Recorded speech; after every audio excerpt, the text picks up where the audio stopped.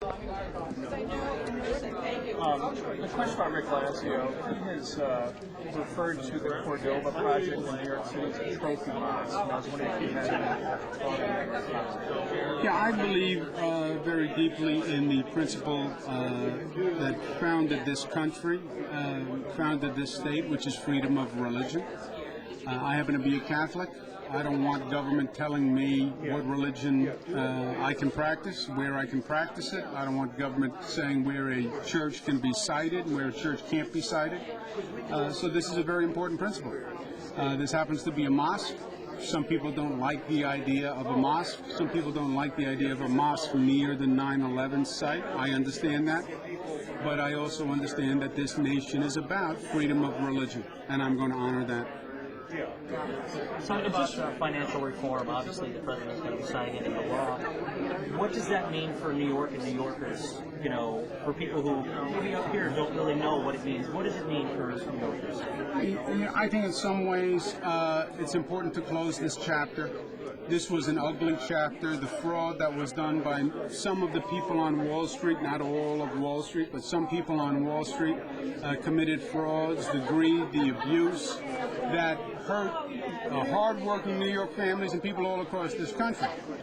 And a lot of what I've been doing over the past 3.5 years has been prosecuting that Wall Street fraud and protecting consumers and getting money back.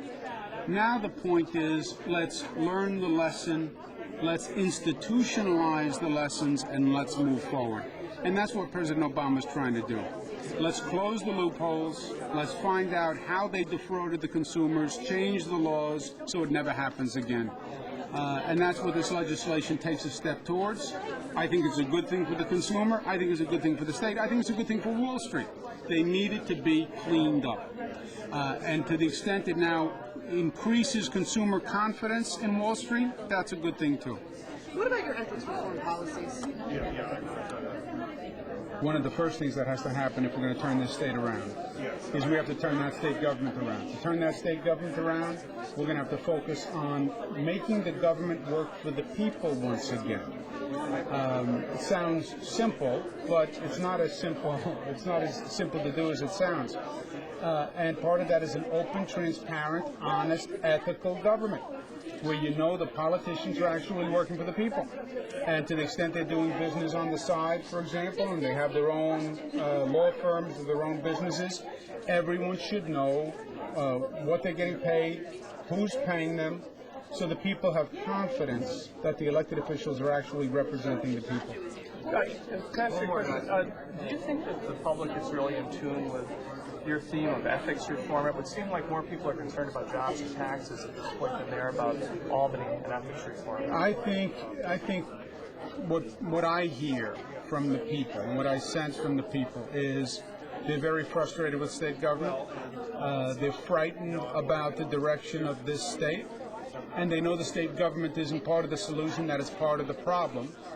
And they understand that we're going to have to fix the state government. Part of the fix of the state government is ethics reform. Part of the fix of the state government is fiscal discipline and getting them to balance a budget. You have to do that before you can get this state creating jobs again. So your question, I think, is right. Do people fundamentally, are they concerned about jobs? Yes. But to get the jobs and to get the businesses coming here and staying here, you're going to have to make the government work. Great, thanks guys. We'll see you next up. Thanks, Michael. Please.